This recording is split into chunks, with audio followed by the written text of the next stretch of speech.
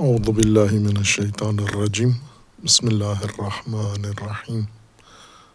اللہم وفقنا لما تحب وترضى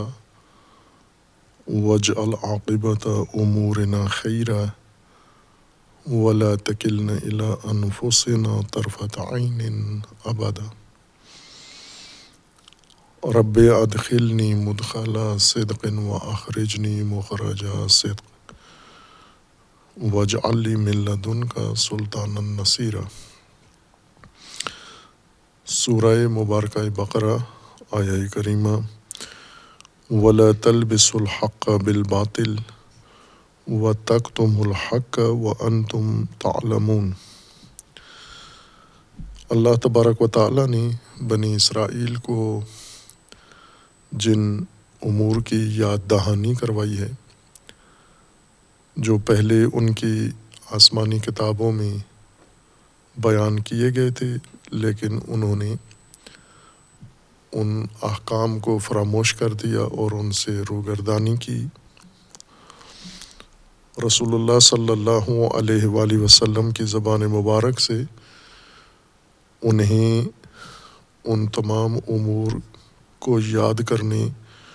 اور ان کو بروئے کار لانے کا حکم دیا گیا ہے، اور اس میں ایک چیز جس سے انہیں نہی کی گئی ہے، جس کا ارتکاب کر رہے تھے وہ وَلَا تَلْبِسُوا الْحَقَّ بِالْبَاطِلِ وَتَكْتُمُوا الْحَقَّ، حق کو باطل کے ساتھ آمیزش نہ کرو، مخلوط نہ کرو، اور اسی طرح حق کو کتمان مت کرو۔ یہ دونوں کام بنی اسرائیل انجام دے رہے تھے، اور اسی عیب کے نتیجے میں انہوں نے رسول اللہ صلی اللہ علیہ وآلہ وسلم کی دعوت حق کو جانتے ہوئے، جس طرح قرآن کا فرمانا ہے وَأَنْتُمْ تَعْلَمُونَ، تم جانتے ہو حق کیا ہے، اس کے علم رکھنے کے باوجود چھپاتے بھی ہو حق کو اور اسے باطل کے ساتھ مخلوط بھی کرتے ہو تم۔ حق و باطل قرآن کریم کے دو بنیادی معارف اور مطالب ہیں، دیگر مطالب کی طرح، بلکہ اگر یہ کہا جائے کہ اساسی ترین اور بنیادی ترین مطالب اور معارف قرآن کریم کے حق و باطل ہیں، یہ دو مطلب، باقی تمام کتاب اور باقی تمام آیات ان دو الفاظ کی تشریح ہیں، تفسیر ہیں، تبیین ہیں اور ان کی وضاحت ہے۔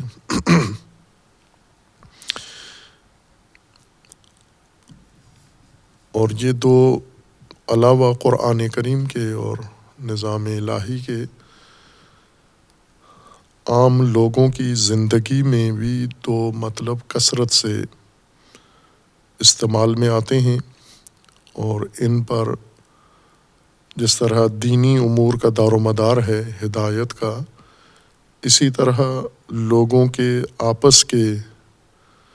جو مطالب اور مسائل ہیں، بے شک ان کا دین سے نہ بھی تعلق ہو،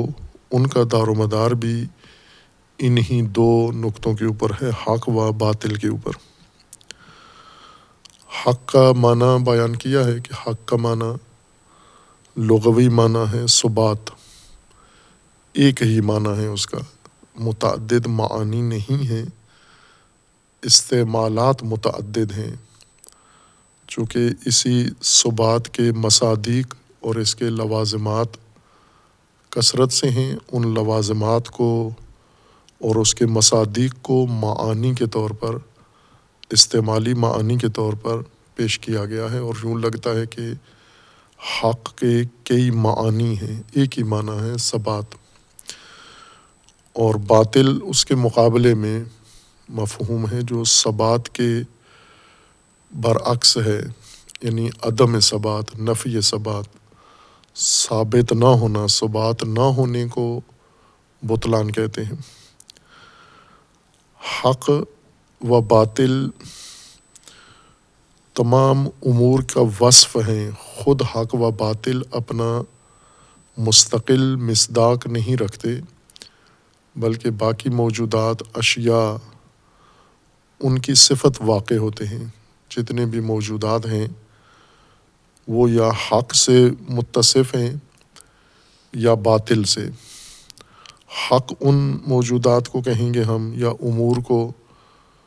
جن کے اندر ثبات ہے، ان کے ثبات کے پہلو سے، ثابت ہونے کے پہلو سے انہیں حق کہا جاتا ہے۔ اور اسی طرح وہ امور یا حقائق جو ہمیں حقیقت لگتے ہیں لیکن ان کو ثبات حاصل نہیں ہے، توہم ہوا ہے، تخیل کے نتیجے میں ان کا ثبات انسان کے ذہن میں آیا ہے لیکن حقیقت میں ان کو ثبات حاصل نہیں ہے، ان امور کو باطل کہتے ہیں۔ تکوینی امور بھی حق سے متصف ہیں اور باطل سے، اور اسی طرح تشریعی امور بھی حق و باطل سے متصف ہیں۔ علوم نے بھی اپنی اپنی اصطلاحات میں حق کو استعمال کیا ہے، جیسے علم فلسفہ ہے، علم کلام ہے، علم فقہ ہے، انہوں نے حق کو اپنے اپنے مقاصد کے لیے استعمال کیا ہے اور درست استعمال کیا ہے، چونکہ جن چیزوں کو حق کہا ہے وہ اسی ثبات کے لحاظ سے ہی انہیں حق کہا ہے۔ قرآن کریم میں اللہ تبارک و تعالیٰ نے حق کا کثرت سے استعمال کیا ہے آیات قرآن میں۔ تکوینی امور کو بھی حق کہا ہے اور تشریعی امور کو بھی حق کہا ہے۔ تکوینی امور میں خود ذات خداوند تبارک و تعالیٰ سب سے اہم مصداق حق کا اللہ تبارک و تعالیٰ کی ذات ہے، وہ اللہ تبارک و تعالیٰ کا وجود ہے۔ اور پھر وہ تمام حقائق، وہ تمام موجودات جو اللہ تبارک و تعالیٰ سے صادر ہوئے ہیں، وجود میں آئے ہیں، مخلوقات ہیں جنہوں نے لباس خلقت اللہ تبارک و تعالیٰ سے لیا ہے اور موجودات کے زمرے میں شامل ہیں، خواہ وہ مادی موجودات ہیں یا غیر مادی ہیں، وہ چھوٹے موجودات ہیں یا بڑے موجودات ہیں، وہ سب کے سب متصف بحق ہیں اور قرآن میں انہیں حق کہا گیا ہے۔ لیکن قرآن کریم میں زیادہ تر لفظ حق استعمال ہوا ہے تشریعات کے اندر، امور تشریعی، یعنی وہ ضوابط، قوانین اور ہدایت نامہ جو اللہ تبارک و تعالیٰ نے نازل فرمایا ہے، اس کے لیے حق کا لفظ زیادہ استعمال ہوا ہے۔ یعنی دوسرے لفظوں میں ہم کہیں آیات الہیہ کے لیے لفظ حق استعمال ہوا ہے، اور دینی احکام کے لیے، دینی اصولوں کے لیے، دینی قوانین کے لیے جو اللہ تبارک و تعالیٰ نے مقرر فرمائے ہیں قوانین، ان کے لیے حق کا استعمال ہوا ہے۔ حق، وہ مقصود حق سے وہ ہے کہ وہ احکام، وہ حقائق، وہ دستورات اور آیات جو اللہ تبارک و تعالیٰ نے بیان فرمائی ہیں، نازل فرمائی ہیں انبیاء کرام کے ذریعے سے، وہ حق ہیں، اور رسول اللہ صلی اللہ علیہ وآلہ وسلم کے ذریعے سے جو آیات اور احکام انسان کی ہدایت کے لیے نازل فرمائے ہیں وہ حق ہیں۔ حق اسی لغوی معنی کے لحاظ سے قرآن کی اصطلاح بھی اسی کے اوپر قائم ہے۔ قرآن میں حق سے مراد یعنی وہ ثابت امور، وہ ثابتات، وہ ثابت امور و حقائق و احکام جو اللہ تبارک و تعالیٰ نے مقرر فرمائے ہیں، بیان فرمائے ہیں، اور اللہ کی طرف سے ہونا ان کا قطعی ہے، یقینی ہے اور حتمی ہے، جس میں شک و شبہ اور ریب نہیں ہے۔ اس کے مقابلے میں کچھ امور ایسے ہیں جو اللہ تبارک و تعالیٰ نے بیان نہیں فرمائے، لیکن مختلف وجوہات سے لوگوں کے ذہنوں میں یہ تأثر قائم ہوا ہے کہ یہ بھی گویا اللہ کی جانب سے ہیں۔ یہ غلط فہمی کی بنیاد پر بھی ہوا ہے، نادانستگی کی وجہ سے بھی ہوا ہے، اور عمدن بھی ہوا ہے، جیسا اس آیہ کریمہ میں سورہ بقرہ کی آیہ 42 میں اللہ تبارک و تعالیٰ نے فرمایا ہے کہ کچھ ایسے امور ہیں جو اللہ تبارک و تعالیٰ سے منسوب کیے گئے ہیں کہ یہ اللہ کی جانب سے ہیں، جبکہ وہ اللہ تعالیٰ کی جانب سے نہیں ہیں، اور یہ عمدن کیا گیا ہے، جانتے ہوئے وَأَنْتُمْ تَعْلَمُونَ، آگاہانہ طور پر یہ کام کیا گیا ہے۔ اور یہ مغالطہ انسان کے لیے پیش آ سکتا ہے، انسان اس غلط فہمی کے زد میں ہے۔ معرفت کے لحاظ سے ادراک اور فہم انسان کی سب سے زیادہ غلطی کے ارتکاب کی زد میں ہے، یعنی انسان کو حقائق کو سمجھنے میں غلطی ہو سکتی ہے۔ یہ بعض قرآن کریم سے تعلق رکھتی ہے، لیکن قرآن کریم کے ضمن میں علماء نے، مفسرین نے یہ بات نہیں کی، علیحدہ کی ہے کہ انسان حقائق کے ادراک پر کتنا قادر ہے، کتنی صلاحیت و قدرت ہے انسان کے اندر۔ انسان کے علاوہ جو حقائق کائنات میں موجود ہیں، مادی و غیر مادی، ان کو سمجھنے کی جس طرح سے وہ حقائق ہیں، ویسے ہی ان کو سمجھنے کی کتنی طاقت و صلاحیت ہے انسان کے اندر۔ سمجھ بھی سکتا ہے یا نہیں سمجھ سکتا، جب سمجھ سکتا ہے تو کتنی حد تک ان کو سمجھ سکتا ہے، آیا مکمل طور پر ان حقائق کے ادراک پر قادر ہے یا نہ، مکمل قدرت نہیں رکھتا، یعنی مکمل معرفت ان کی نہیں ہو سکتی۔ بعض پہلوؤں سے کسی حد تک ان حقائق کی شناخت انسان کے لیے ممکن ہے۔ خب یہ بات علوم نے مفصل کی ہے، جیسے فلسفہ نے، کلام نے، یا دیگر بعض علوم نے، اور خصوصاً جدید کلامی ابحاث میں یہ بات زیادہ اہمیت کے ساتھ چھیڑی گئی ہے، بیان کی گئی ہے۔ مغربی دانشوروں نے بھی اسے بیان کیا ہے اور اپنے نظریات اس میں پیش کیے ہیں کہ معرفت حقائق انسان کے لیے کتنی ممکن ہے، اور جو معرفت ہے اس معرفت کی قدر و قیمت کتنی ہے۔ آیا ہم اس معرفت پہ بھروسہ کر کے کہہ سکتے ہیں کہ جو انسان نے حقیقت سمجھی ہے، حقائق کو ادراک کیا ہے، یہ حقائق انسان کی فہم سے ہٹ کر باہر ویسے ہی ہیں جیسے انسان کو نظر آ رہے ہیں، یا نہ یہ حقائق کچھ اور ہیں اور انسان کو کچھ اور طریقے سے سمجھ میں آ رہے ہیں۔ مسلمان دانشوروں نے بھی اس میں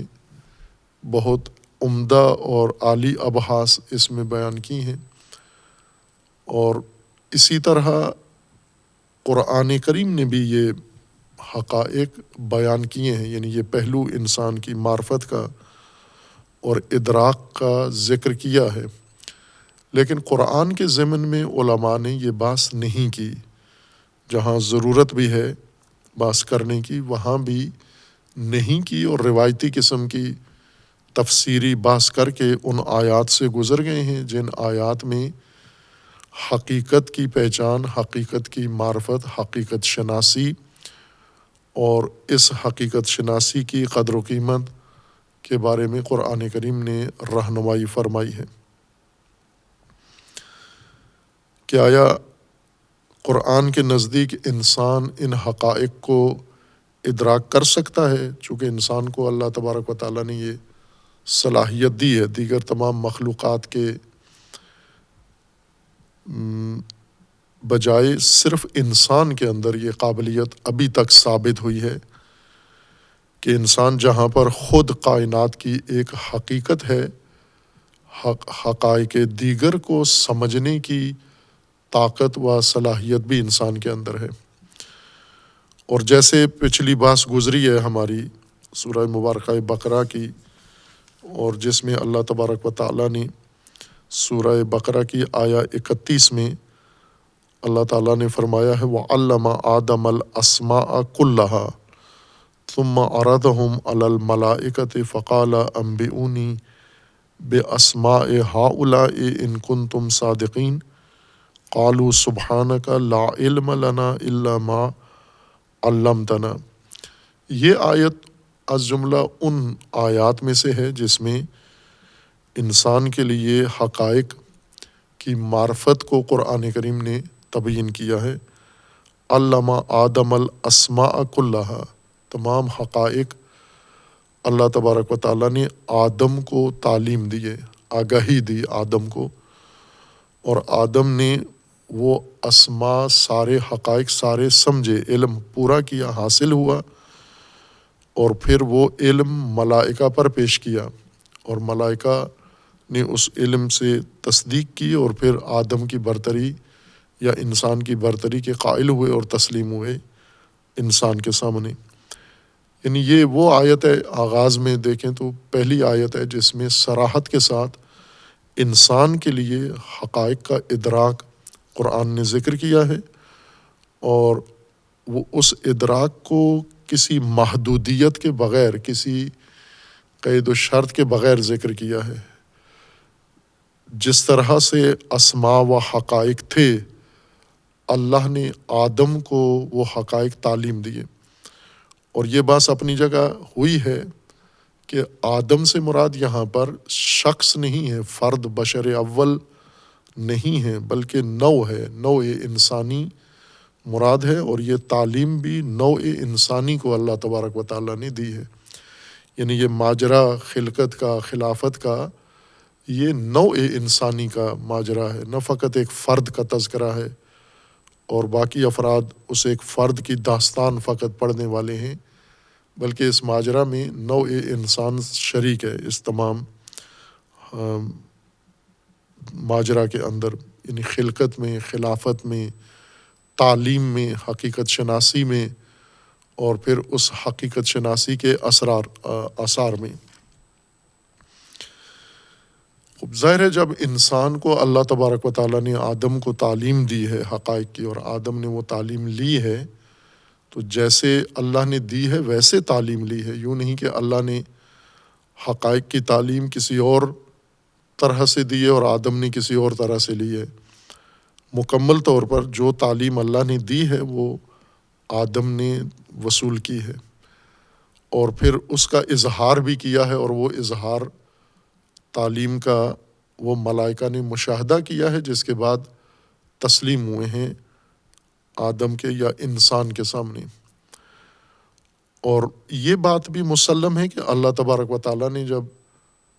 انسان کو حقائق کی، اسماء کی تعلیم دی ہے، تو جیسے حقائق ہیں ویسی تعلیم دی ہے،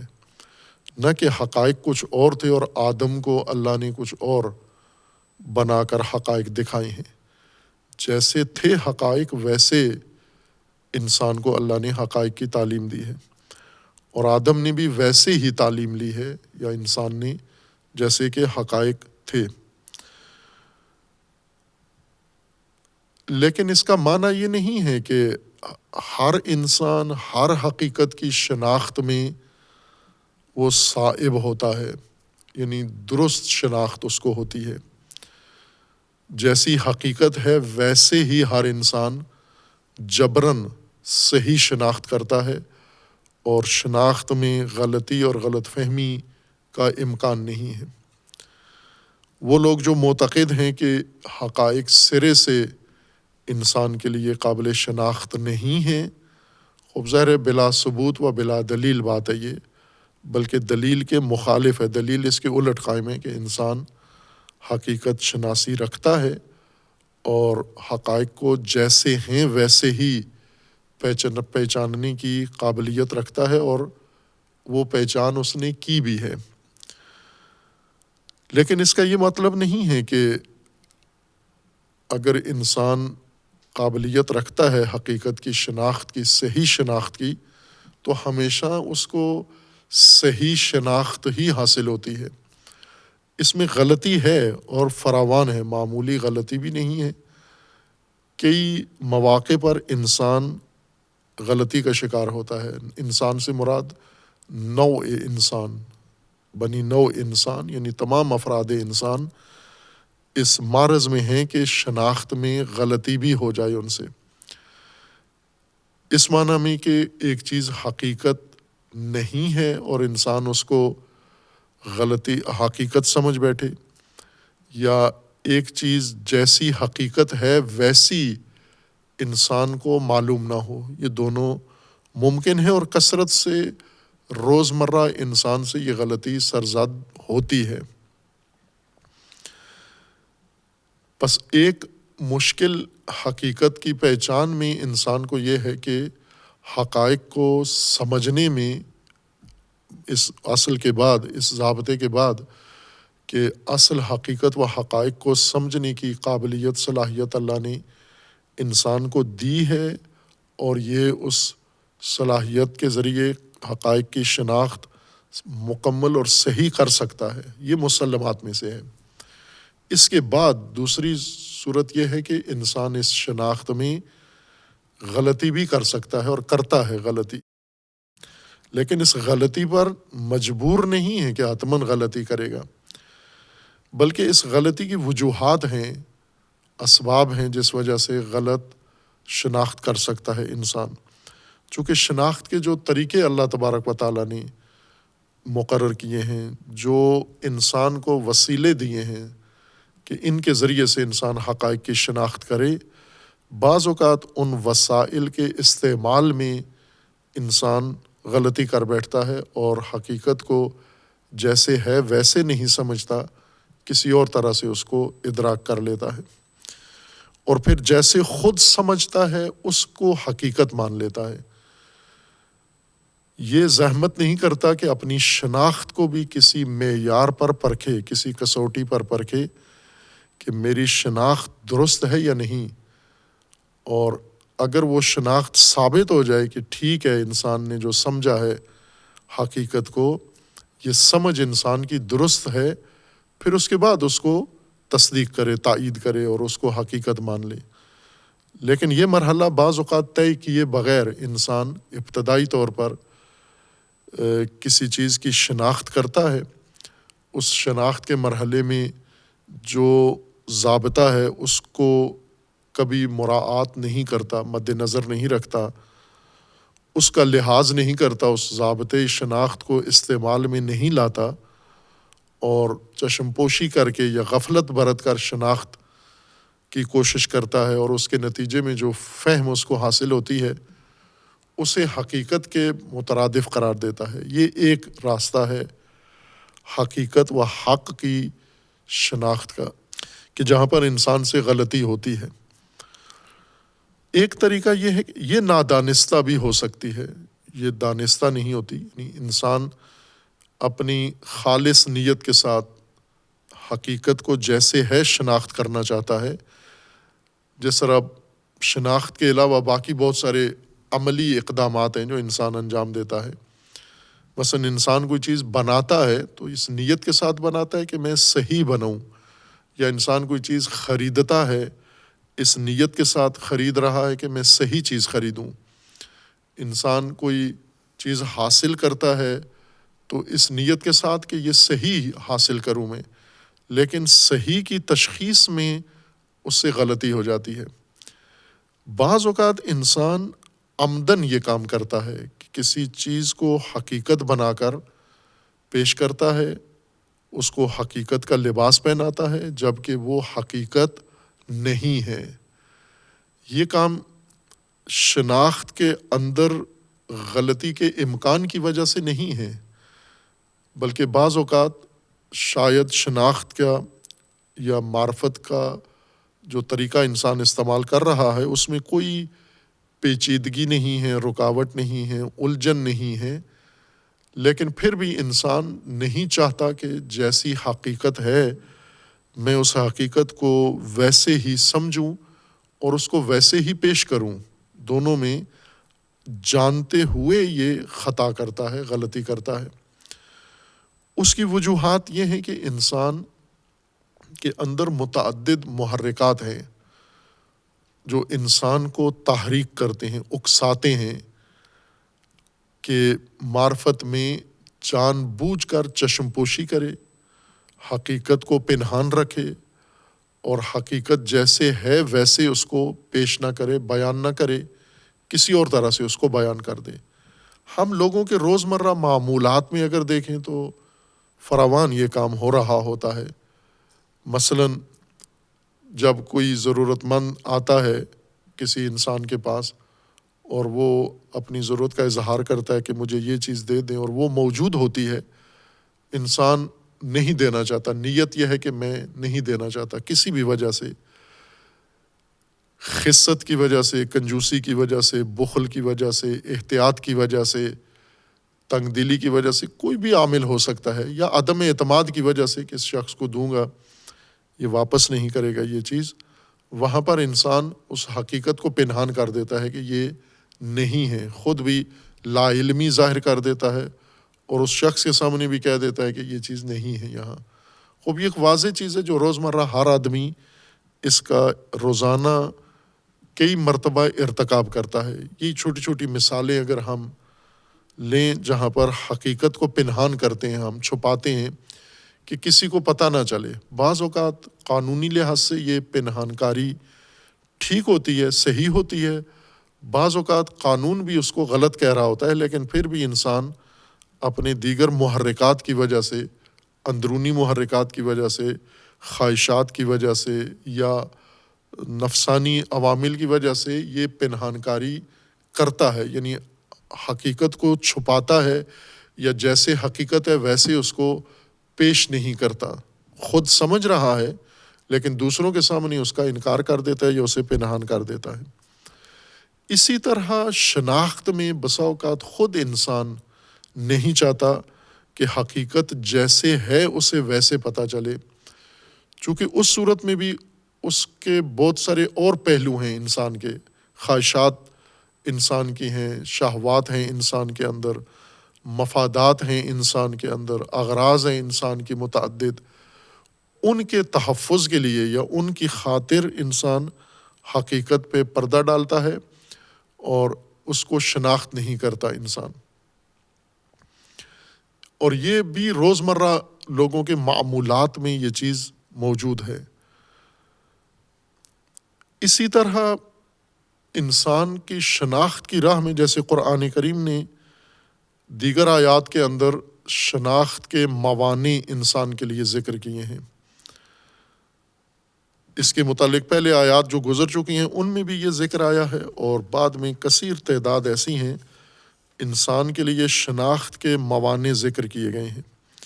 جیسے سورہ مبارکہ بقرہ میں آیات 6 اور 7 میں اللہ تبارک و تعالیٰ نے ذکر کیا، اور اسی طرح آیات 10 میں، یہ پورا سیاق ہی اسی باس کے بارے میں ہے۔ ان الذین کفروا سواء علیہم انذرتہم ام لم تنذرہم لا یؤمنون، کیوں ایمان نہیں لائیں گے اگر کفار کو آپ سمجھائیں نہ سمجھائیں، بتائیں نہ بتائیں، انذار کریں نہ کریں، ہر دو صورتوں میں ایمان نہیں لائیں گے۔ وجہ کیا ہے؟ قرآن نے موانع ذکر کی ہیں شناخت کے،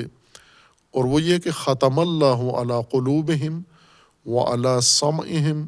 وعلی ابصارہم غشاوۃ وَلَهُمْ عَذَابٌ عَظِيمٌ، اس لیے کہ ان کے دل بند کر دیے گئے ہیں، ان کی کانوں پہ کان بند کر دیے گئے ہیں سماعتیں،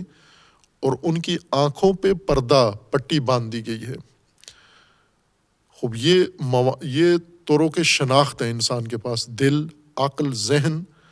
یہ قلوب، اور اسی طرح کان اور آنکھیں یا سماعت اور بصارت، کہ بسا اوقات انسان کے سامنے ایک حقیقت قابل مشاہدہ موجود ہوتی ہے اور وہ نہیں کرتا مشاہدہ، اور کر بھی نہیں سکتا چونکہ اس کی آنکھوں پر پٹی بندھی ہوئی ہے۔ خوب ایک مثال تو اس کی یہ ہے کہ واقعاً کسی انسان کی آنکھوں پہ پٹی باندھ کے اور حقائق کے سامنے اس کو کھڑا کیا جائے تو وہ کہے گا کہ مجھے کچھ نظر نہیں آتا، لیکن یہ مراد نہیں ہے قرآن کریم کی کہ کسی کپڑے کی پٹی انسان کی آنکھوں پہ باندھ کے اور اسے پوچھا جائے نظر کچھ آ رہا ہے یا نہیں، بلکہ مراد وہ لوگ ہیں جن کی آنکھوں پہ کپڑے کی پٹی پردہ نہیں ہے، کھلی ہوئی آنکھیں ہیں اور دیکھ بھی رہے ہیں، لیکن جو حقیقت دیکھنا چاہیے اس کو نہیں دیکھ پا رہے۔ کیوں؟ چونکہ ان کی آنکھوں کے اوپر جو پٹی بندھی ہوئی ہے وہ پٹی کپڑے کی پٹی نہیں ہے یا مادی پٹی نہیں ہے، وہ فہم کی پٹی ہے۔ وہ جس طرح بعض روایات کے اندر بھی ہے کہ محبت انسان کی آنکھوں پر پٹی بن جاتی ہے۔ حبو کا شیئن یومی و یسم، تیری محبت کسی شے کے ساتھ انسان کو اندھا اور بہرا کر دیتی ہے۔ محبت جس سے ہو، محبت کے ہوتے ہوئے انسان بہت سارے حقائق محبت کے پردے اور محبت کی پٹی کے پیچھے نہیں دیکھ سکتا۔ اور یہ بات بھی ہم خود اپنے اندر بھی مشاہدہ کر سکتے ہیں، دوسروں کے اندر بھی، کہ جس سے ہمیں محبت ہے اس محبت والے محبوب کے حقائق ہم سے پوشیدہ ہوتے ہیں، چونکہ محبت آڑے آ جاتی ہے۔ اسی طرح بغض بھی ہے، نفرت بھی ہے، یہ بھی پٹی بن جاتی ہے حقائق کو سمجھنے میں۔ خوب کان بھی اسی طرح سے، کانوں کے اندر بھی پردہ بن جاتا ہے، مہر لگ جاتی ہے، یعنی آوازیں سنائی دیتی ہیں انسان کو، آیات یا حقائق سنائی دیتے ہیں، لیکن انہیں سمجھ نہیں پاتا موانع کیا ہیں۔ جیسے روایت کے مطابق حب اور بغض ہے، یا اسی طرح خواہشات ہیں، اسی طرح تمایلات ہیں، آفات ہیں انسان کی معرفت اور انسان کی شناخت آفات میں گرفتار ہو جاتی ہے، اور اس وجہ سے بھی بعض حقائق کو شناخت نہیں کر سکتا۔ بسا اوقات کوئی نظریہ انسان کے ذہن میں پٹی بن جاتا ہے، دماغ میں آ جاتا ہے، عقیدہ انسان کا پٹی بن جاتا ہے، اور اس عقیدے اور اس نظریے کی وجہ سے کسی حقیقت کو سمجھنے سے قاصر ہو جاتا ہے، عاجز ہو جاتا ہے اور نہیں سمجھ پاتا۔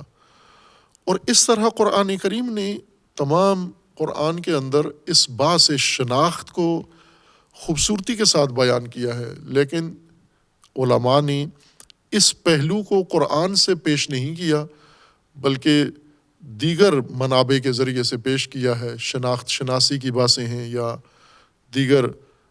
کلامی باتیں ہیں، جب معترضین اور منکرین کوئی شبہ کرتے ہیں تو پھر علماء ان ابحاث میں آتے ہیں، ورنہ خود سے قرآن کریم کی رہنمائی کی روشنی میں یہ ابحاث پیش نہیں کرتے زیادہ، کہ انسان کی شناخت کو کون سی مشکلات رکاوٹ بن سکتی ہیں۔ خوب اس طرح آگے بھی ہے کہ جو انشاءاللہ اللہ نے توفیق دی، اگر وہاں پہنچتے ہیں ہم ایک ایک آیت پر، وہاں ضمناً یہ اشارہ ہوگا کہ یہاں پر انسان کی شناخت، اس کی قدر و قیمت اور اس کو حائل رکاوٹیں قرآن بیان کر رہا ہے۔ اس لیے بیان کر رہا ہے کہ انسان سمجھ جائے کہ ان رکاوٹوں کو دور کر کے میں نے حقیقت کو پرکھنا ہے، یعنی یہ پٹیاں اتاریں، یہ مہریں دل کی ختم کریں، مہریں لگوا کے پھر انسان سمجھے کہ میں قرآن سمجھ سکتا ہوں، میں دین سمجھ سکتا ہوں، میں حقائق پرکھ سکتا ہوں، یہ ناممکن ہے۔ اور یہ مہریں بہت مختلف طرح کی ہیں، مقدس مہریں ہیں، نامقدس مہریں ہیں، اور اس میں قرآن نے شناخت میں آبا پرستی، بزرگ پرستی، یہ سب موانع شناخت ذکر کیے ہیں، تقالید اور بھیڑ چال، یہ ساری چیزیں قرآن کریم نے موانع شناخت کے ذکر کیے ہیں۔ انسان کو اللہ نے عقل دی ہے، یہ اس وقت حقائق کو شناخت کرتی ہے جب یہ آزاد ہو، جب اس پہ پٹیاں نہ ہوں، اس کے اوپر پردے نہ ہوں، حائل نہ ہوں، رکاوٹیں نہ ہوں، ورنہ اگر اس عقل کو اندر سے، انسان کے اندر سے محرکات متاثر کریں اور باہر سے کچھ پٹیاں انسان کے دماغ پر باندھ دی جائیں، پھر یہ حقیقت شناخت نہیں کر سکتا۔ خوب پس یہ بات بھی مسلمات میں سے ہے کہ حقیقت انسان کے سامنے ہو اور انسان اس حقیقت کو شناخت نہیں کر پاتا، چونکہ موانع اور رکاوٹیں درپیش ہیں۔ پس شناخت میں غلطی انسان کے لیے ممکن ہے، اور عمدن و جان بوجھ کر بھی انسان اپنے مفادات کی خاطر، اپنی منفعت کی خاطر، اپنی حرص و طمع کی خاطر انسان حقائق کا انکار کرتا ہے، حقائق پہ پردہ ڈالتا ہے اور حقائق کو مخدوش کرتا ہے، یعنی حقائق کی آمیزش کرتا ہے غیر حقیقت کے ساتھ، باطل کے ساتھ، اپنے مفادات کے لیے جان بوجھ کر، یہ جانتے ہوئے کہ یہ حقیقت ہے، یہ حق ہے، اس کے باوجود اس کو باطل بنا کر یا باطل کا رنگ چڑھا کر اس حقیقت کو پیش کرتا ہے، یا باطل ہے، ایک حقیقت نہیں ہے، واضح ہے کہ اس شے کو جیسے یہ پیش کر رہا ہے اس کی کوئی حقیقت نہیں ہے، کوئی ثبوت نہیں ہے، کوئی ثبات نہیں ہے، کوئی دلیل نہیں ہے، کوئی شاہد و گواہ علمی اس بات پر نہیں ہے، لیکن یہ شخص اس کو حق بنا کر لوگوں کے سامنے پیش کرتا ہے۔ کیوں کرتا ہے؟ ان مفادات کی خاطر جو قرآن نے ذکر کیے ہیں، جس کی طرف پہلے بھی اشارہ گزرا ہے قرآن کی پہلی آیت میں، اس سے یعنی یہ 42 نمبر آیت ہے، 41 نمبر میں اللہ تبارک و تعالیٰ کا فرمانا ہے کہ وَلَا تَشْتَرُوا بِآيَاتِي ثَمَنًا قَلِيلًا، میری آیات کے بدلے میں آپ ثمن قلیل مت حاصل کرو، یعنی مادی مفادات کی خاطر اور مالی مفادات کی خاطر انسان یہ کام کرتا ہے، حق کو باطل بنا کر، باطل کو حق بنا کر، حق کو باطل میں آمیزش کر کے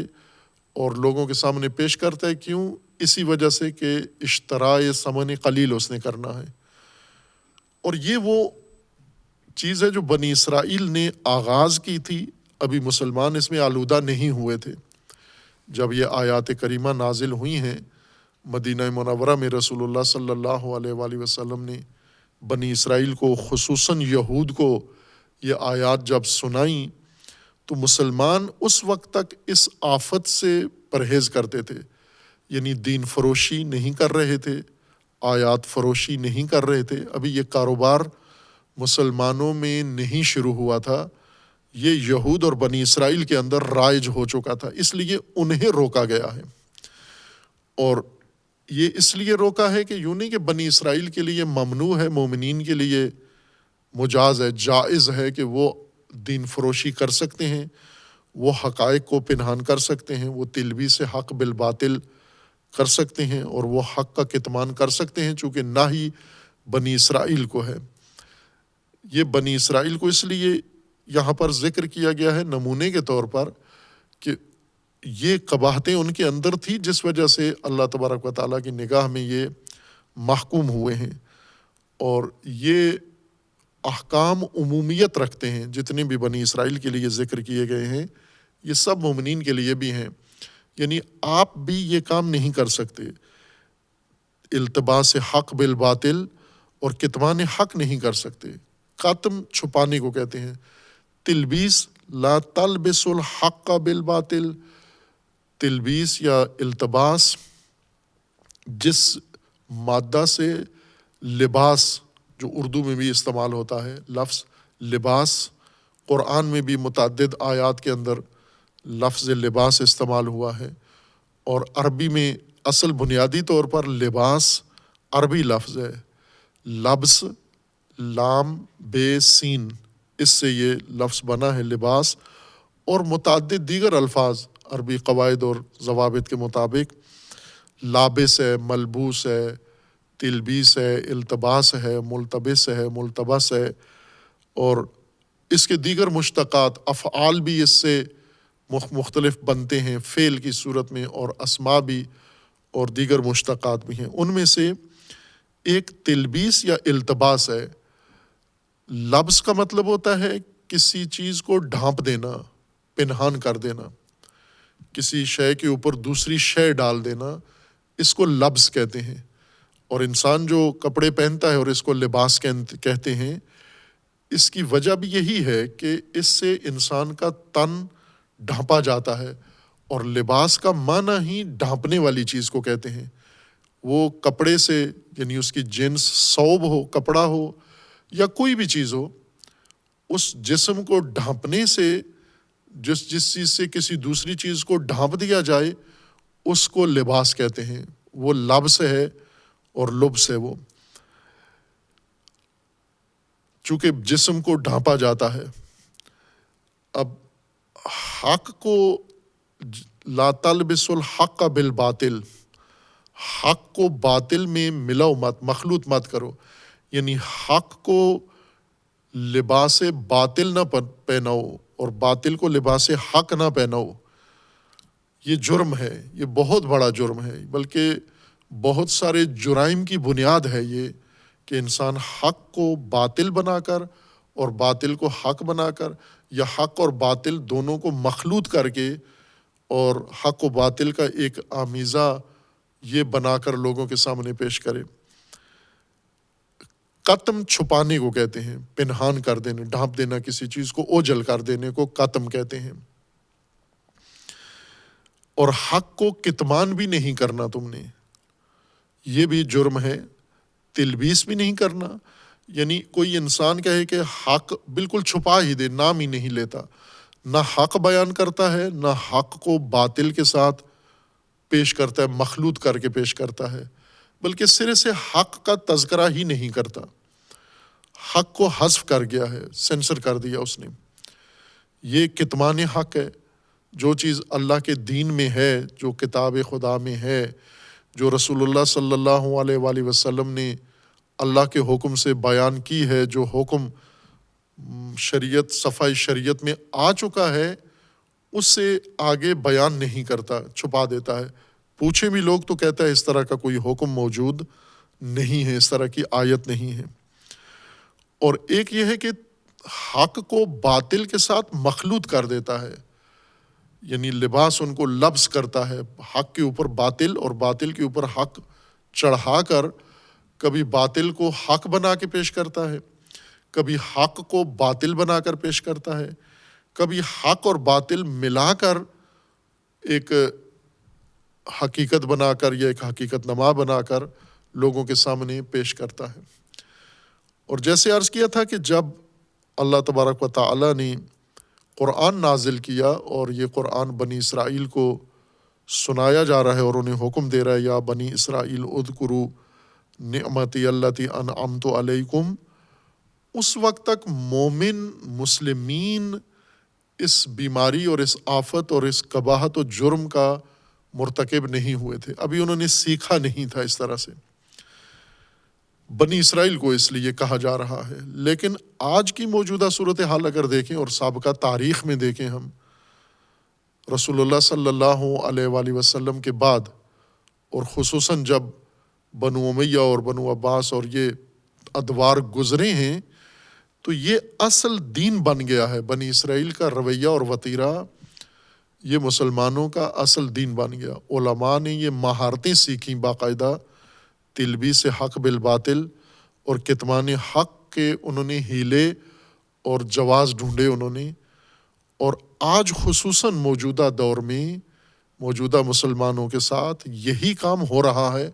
کثرت سے ہو رہا ہے، نہ کہ محدود سطح پر ہو رہا ہے، وسیع سطح پر یہ کام ہو رہا ہے،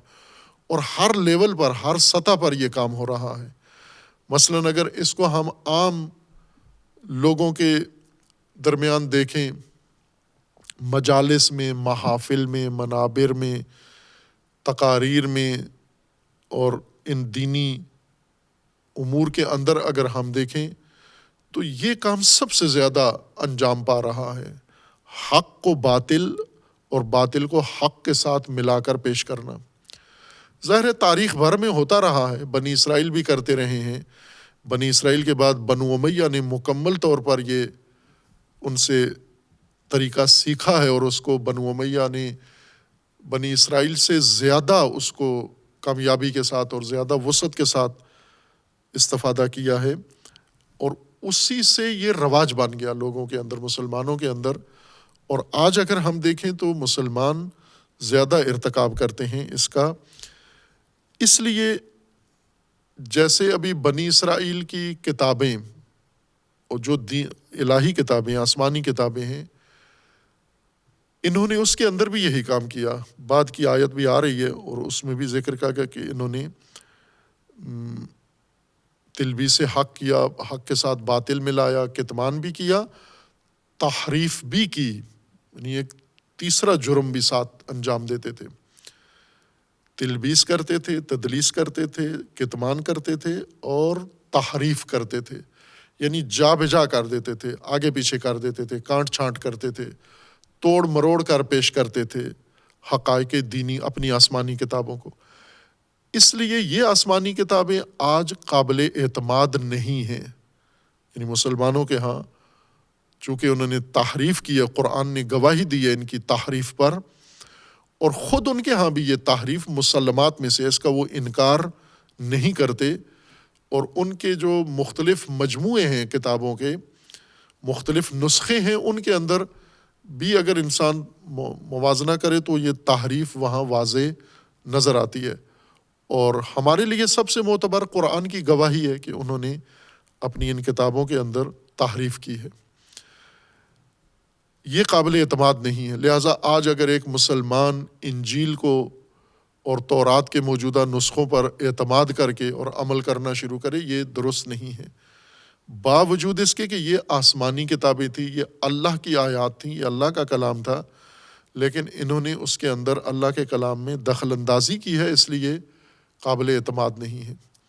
اب یہ عجیب بات ہے کہ اللہ کی کتاب میں اگر انسان دخل اندازی کرے تو اس کا اعتماد ختم ہو جاتا ہے اور اس پہ اعتماد نہیں کیا جاتا۔ تو جو کتابیں مسلمانوں نے خود اپنے ہاتھ سے لکھی ہیں، اللہ کی نہیں ہیں، خود انہوں نے لکھی ہیں، کسی دینی موضوع پر لکھی ہیں، مثلاً حدیث کی کتاب لکھی ہے، مثلاً انہوں نے فقہ کی کتاب لکھی ہے، مثلاً انہوں نے اخلاق کی کتاب لکھی ہے، عقائد کی کتاب لکھی ہے، اگر اس کے اندر بھی یہی کام ہوا ہے، تلبیس حق بالباطل اور قتم حق اور تحریف، تو انجیل و تورات اللہ کی کتابیں ہونے کے باوجود تلبیس اور قتم حق اور تحریف کی وجہ سے اعتماد اپنا کھو بیٹھی ہیں، لیکن مسلمانوں کے علماء کے ہاتھوں کی لکھی ہوئی کتابیں ابھی تک معتبر ہیں، جن کے اندر تلبیس ان سے زیادہ ہوا ہے، تدلیس ان سے زیادہ ہے، کتمان ان سے زیادہ ہے اور تحریف بھی زیادہ ہے، لیکن اس کے باوجود یہ کتابیں قابل اعتماد ہیں اور یہ کتابیں حجت ہیں، یہ کتابیں انسان کی نجات کا ذریعہ ہیں، بلکہ قرآن کا متبادل ہیں یہ کتابیں۔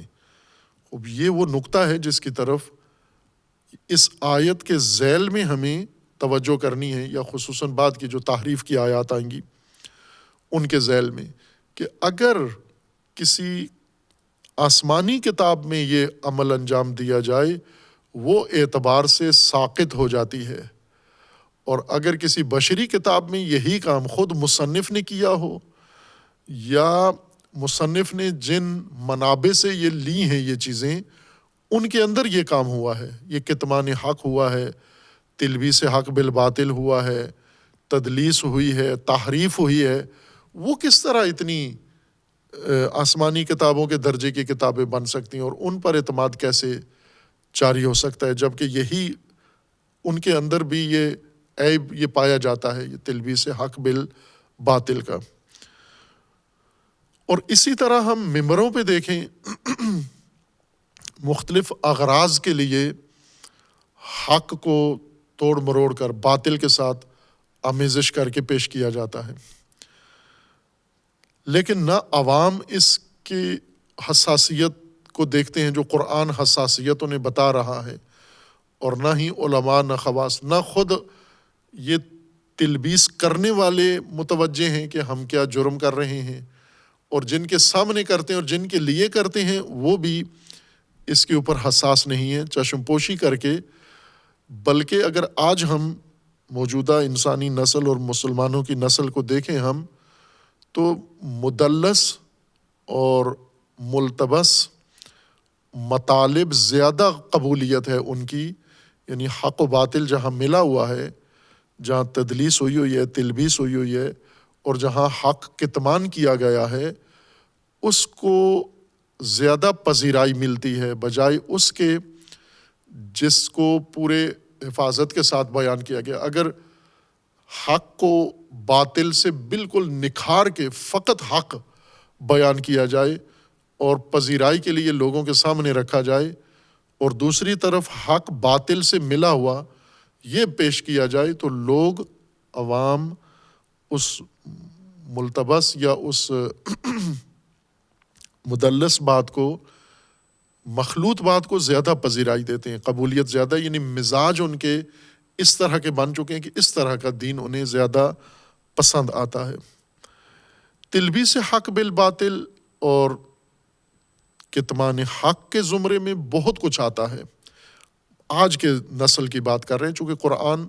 اس نسل کے لیے ہدایت ہے، اور اس نسل کو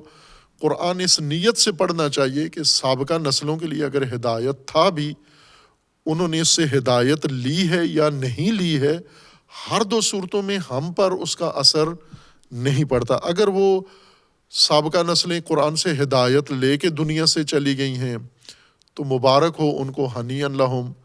ان کو اللہ اس کا اجر دے گا اور وہ اس سے بہرہ مند ہوں گے آخرت میں۔ لیکن اگر وہ محروم چلے گئے ہیں خدا نخواستہ اور قرآن سے ہدایت نہیں لے سکے، تو ان کا کوئی عمل ہمارے لیے حجت نہیں بن سکتا، کہ چونکہ انہوں نے، سابقہ نسلوں نے قرآن سے ہدایت نہیں لی، یا انہوں نے قرآن کے متبادل مدلس چیزوں کو زیادہ اہمیت دی ہے، چونکہ پہلے والے بزرگ سابقین یہ کام کرتے رہے ہیں، بس ہمارے لیے جواز پیدا ہوتا ہے۔ ہرگز ایسے نہیں ہے۔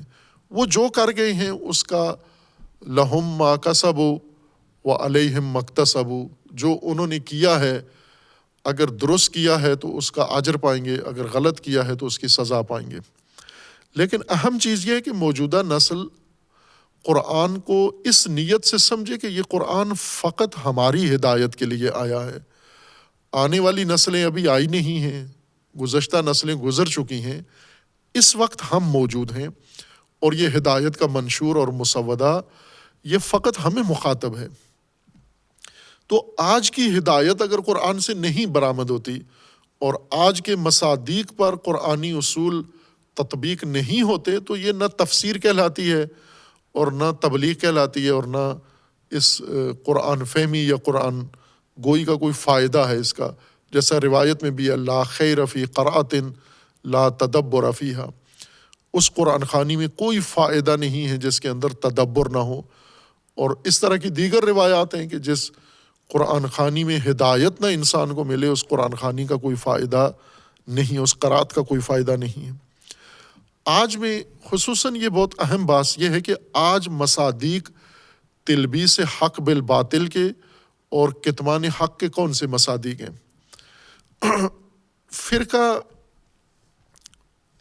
فرقے کی جو ذہنیت ہے، یعنی فرقہ پرستی کی ذہنیت، فوراً حقائق قرآن کی آیات کو فوراً فرقوں کی طرف مائل کر دیتے ہیں، اور فرقے کے حقائق کے اوپر تطبیق کر کے باقی امور کو نظر انداز کر دیتے ہیں۔ اگر ہم قرآن کریم کو یہ سمجھتے ہیں کہ یہ قیامت تک سب کے لیے، تمام بشریت کے لیے ہدایت ہے اللہ تبارک و تعالیٰ کی طرف سے، اور جامع ہدایت ہے، اس ہدایت کے اندر اللہ تبارک و تعالیٰ نے، جیسے ابھی اشارہ کیا کہ ایک بہت اہم پہلو اللہ تبارک و تعالیٰ نے علم، شناخت، معرفت اور حقیقت شناسی کا انسان کے لیے امکان، اور اس حقیقت شناسی کی قدر و قیمت اور اس کی ارزش، یہ سب کچھ بیان کیا ہے اللہ تبارک و تعالیٰ نے۔ لیکن یہ بات کیوں نہیں کرتے ہم قرآن میں؟ اس لیے کہ کسی فرقے میں اس کا کوئی تذکرہ نہیں ہے، یہ فرقہ وارانہ باس نہیں ہے، یہ عالمانہ باس ہے، یہ فلسفیانہ باس ہے، یہ معرفت شناسانہ باس ہے، یہ حکیمانہ باس ہے، یہ قرآن شناسی کی باس ہے، نہ فرقہ پرستی کی باس۔ تو جن باسوں کا فرقہ سے تعلق نہیں ہے،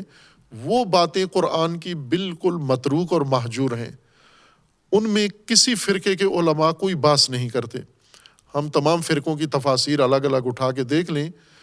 ان موضوعات پر زیادہ بولتے ہیں جو فرقوں کے اندر موضوعات مورد نزاع بنے ہیں،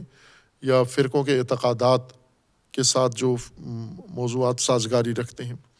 لیکن شناخت کی باتیں، معرفت کی باتیں اور علم شناسی کی باتیں یہ فرقہ وارانہ نہیں ہیں، اس لیے ان کی طرف نہیں آتے۔ دوسرا یہ ہے کہ قرآن کریم جب ہدایت ہے،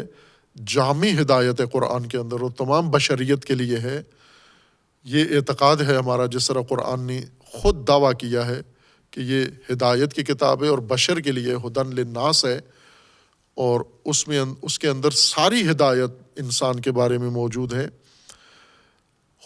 اب جو موجودہ ہم جب قرآن کی طرف رجوع کرتے ہیں، ہمیں یہ ہدایت کیوں نہیں نظر آتی، قرآن میں ملتی کیوں نہیں ہے، ہم قرآن سے حاصل کیوں نہیں کرتے؟ اسی نقطے کی وجہ سے کہ کتمان کا عمل جو قرآن کے بارے میں اور قرآنی حقائق کے بارے میں ہوا ہے، وہ بنی اسرائیل کی نسبت کہیں زیادہ یہ جرم مسلمانوں نے کیا ہے، تلبیس حق بالباطل اور کتمان حق۔ اگر آج قرآن نازل ہو یا قرآن کا کوئی پارہ حصہ آج نازل ہو، فرضی طور پر کہ نہیں ہو سکتا، لیکن اگر نازل ہو تو آج بنی اسرائیل کو یہ یاد نہیں دلایا جائے گا، یا بنی اسرائیل اذکروا نعمتی التی انعمت علیکم، آج مسلمانوں کو یاد دلایا جائے گا کہ یا ایھا الذین آمنوا اذکروا نعمتی التی انعمت علیکم واوفوا بعہدی، آپ یاد کرو آپ کو ہم نے کیا کیا دیا اور کیا سکھایا، اور آج آپ کے پاس کیا ہے موجود۔ اس کتمان کا ایک بڑا حصہ یہ ہے کہ مثلا دین جس کے اندر جامعیت ہے، دین کے اندر ہستی شناسی ہے، کائنات شناسی ہے، لیکن آج ہمارے تبیین میں، تفسیر میں کائنات شناسی نہیں ہے موجود، یہ کتمان ہے یہ ایک۔ اسی طرح دین نے ہدایت کا جو نظام انسان کے لیے پیش کیا ہے، سماجی نظام ہے، جیسے دین نے انسان کی ہدایت کی ہے، انسان کی سیاسی ہدایت کی ہے، سماجی ہدایت کی ہے، اور معیشتی ہدایت کی ہے، اخلاقی ہدایت کی ہے، ثقافتی ہدایت کی ہے۔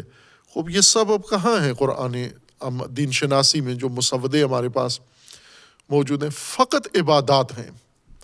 فقط عبادات۔ اور قرآن نے عبادات، جیسا کہ علماء نے یہ آیات نکال کے ان کی جمع بندی کی ہے، 500 آیات ہیں قرآن کی مقررات ملا کر عبادات کے متعلق۔ باقی جو 6000 آیات ہیں قرآن کریم کی، وہ آیات ساری کتمان کے زمرے میں آتی ہیں۔ ان کے موضوعات یا ہستی شناسی، کائنات شناسی سے مربوط ہیں، یا مکتب شناسی سے مربوط ہیں، یا نظام شناسی سے مربوط ہیں۔ وہ تمام امور سارے کتمان کے زمرے میں ہیں۔ فقط عبادات قرآن سے حاصل کی ہیں، باقی کدھر گیا؟ باقی کتمان ہیں۔ اور یہی قرآن بنی اسرائیل کو کہہ رہا تھا کہ وَلَا تَكْتُمُوا الْحَقَّ وَأَنْتُمْ تَعْلَمُونَ، تمہیں علم نہیں ہے کہ قرآن میں اتنی آیات ہیں، اور ان ساری آیات کے اندر اللہ نے ہدایت پیش کی ہے۔ تو کہاں گیا ان ہدایات کا، ان آیات کا مفاد و مواد کہاں گیا؟ ان کی ہدایت کہاں گئی؟ آج آپ کی دینی کتابوں میں، آپ کی توضیح المسائل میں، آپ کے توضیح الاعتقاد میں، آپ کے توضیح النظام میں اتنی توضیحیں اول ہے ہی نہیں ہیں، اور اگر ہیں بھی ہیں تو صرف عبادات ہیں آپ کی، باقی دین سارا کتمان ہو گیا۔ اور یہی وہ مصداق ہے آج کے مسلمان کے لیے کہ بنی اسرائیل کو قرآن یہ جرم یاد دلوا رہا ہے کہ تمہیں اللہ نے مکمل نظام دین دیا تھا، تم نے اس کے اندر یہ جرم کیے ہیں۔ ایک، اس کا انکار کیا ہے، وَلَا تَكُونُوا أَوَّلَ كَافِرٍ بِهِ، اول کافر نہ بنو۔ اب جب رسول اللہ آپ کے پاس دین لے کر آئے ہیں تو اول کافر ہونے کا اعزاز اپنے نام مت کرو، آپ قبول کر لو جو کچھ رسول اللہ دعوت دے رہے ہیں۔ دوم، وَلَا تَشْتَرُوا بِآيَاتِي ثَمَنًا قَلِيلًا، آیات خدا فروخت نہ کرو، تجارت نہ کرو اس کے اوپر، یہ جرم ہے تمہارا۔ اور تیسرا جرم یہ ہے کہ وَلَا تَلْبِسُوا الْحَقَّ بِالْبَاطِلِ، حق کو باطل کے ساتھ مخلوط مت کرو۔ اور چوتھا جرم یہ ہے کہ وَتَكْتُمُوا الْحَقَّ، حق کو کتمان مت کرو، وَأَنْتُمْ تَعْلَمُونَ، جبکہ جانتے ہو تم حق کو اور پھر یہ کام کر رہے ہو۔ اب ظاہر ہے یہ جرائم بنی اسرائیل کے ہیں اور اتنے ناپسندیدہ ہیں، ناروا ہیں کہ اللہ تبارک و تعالیٰ نے بنی اسرائیل کو آغازین آیات میں اس طرف دعوت کے بعد ان کا رویہ دیکھ کر یہ جرم یاد دلائے ہیں کہ یہ جرم تم نے کیے ہیں، تو کیا یہ جرم بنی اسرائیل کرے ان کو یاد دلائے جائیں گے، مسلمان کریں انہیں چھوڑ دیا جائے گا کہ آپ بے شک کتمان کرو، آپ کا کتمان بھی اجر ملے گا، آپ کی تلبیس پر بھی آپ کو اجر ملے گا، اور آپ کی تدلیس پر بھی آپ کو اجر ملے گا۔ حق باطل سے ملاؤ، باطل حق سے ملاؤ، حق سارا چھپا دو، دین سارا پنہان کر دو، ہر صورت میں آپ کو اجر عظیم اللہ کی طرف سے ملے گا۔ اب یہ تو بنی اسرائیل سے بدتر صورتحال مسلمانوں کی اس وجہ سے ہو گئی ہے، اور دین سے دوری، قرآن سے دوری اس وجہ سے ہو گئی ہے۔ یہ جرائم جو قرآن کریم نے یاد دلوائے ہیں بنی اسرائیل کے، بنی اسرائیل نے وہ جرم قبول نہیں کیے، اپنا کام جاری رکھا، لیکن مسلمانوں نے وہ جرم ان سے سیکھ لیے ہیں۔ اور یہ زیادہ تأسف آور ہے کہ جس قوم کو یا جس ملت کو قرآن نے خیر امت بنایا تھا، وہ انہی جرائم کا مرتکب ہو کر آج وہیں کھڑی ہوئی ہے جہاں پہلے بنی اسرائیل کھڑے ہوئے تھے۔ وَتَكْتُمُ الْحَقَّ وَأَنْتُمْ تَعْلَمُونَ، اس آیت کی تشریح میں موجودہ زمانے کے مصادیق، تلبیس حق بالباطل اور قتم حق کے مصادیق ذکر کریں۔ بعض علماء نے اس پر مستقل کتابیں لکھی ہیں، تلبیس ابلیس نام کی کتابیں لکھی ہیں، تلبیس حق بالباطل کے نام سے کتابیں لکھی ہیں، تدلیس کے نام سے لکھی ہیں، لیکن وہی فرقہ وارانہ ذہنیت کے ساتھ لکھی ہیں، دین شناسانہ ذہنیت سے نہیں لکھی ہیں۔ فرقہ واریت کو اور فرقہ وارانہ شناخت کو ہم شناخت دین نہیں کہہ سکتے، بلکہ دین سے دوری اور دین سے غفلت کا ایک منبع فرقہ وارانہ دین کی شناخت ہے، چونکہ فرقہ وارانہ شناخت میں خود ہی دین کتمان ہو جاتا ہے۔ تلبیس کیے بغیر فرقہ قرآن سے نکالا ہی نہیں جا سکتا جب تک حق باطل کے ساتھ اور باطل حق کے ساتھ مخلوط نہ کیا جائے، چونکہ فرقے میں جو چیزیں آپ کو ثابت کرنی ہے، حق ثابت کرنی ہے، بے شک اس کا حق کے ساتھ دور کا بھی کوئی تعلق نہ ہو، اور ہر باطل جو فرقے کا حصہ بن گیا اس کو حق ثابت کرنا ہے، اور ہر وہ چیز جو فرقے سے باہر رہ گئی ہے اس کو کتمان کرنا ہے، اس کو چھپانا ہے آپ نے، اور یہ فتویٰ دینا ہے کہ کوئی بات ایسی ذکر نہ کرو جس سے دوسرے فرقے کو تقویت پہنچتی ہو۔ یہ فرقہ وارانہ ذہنیت انسان کو اس جرم کا ارتکاب کرواتی ہے۔ اور پھر اس کے بعد اللہ تبارک و تعالیٰ کا اگلا حکم ان کے لیے یہ ہے، وَأَقِيمُوا الصَّلَاةَ وَآتُوا الزَّكَاةَ وَارْكَعُوا مَعَ الرَّاكِعِينَ، اقامت الصلاۃ کرو، ایتاء الزکوٰۃ کرو، اور راکعین کے ساتھ رکوع کرو۔ یہ بعد میں بیان کریں گے۔ صلی اللہ علیہ محمد۔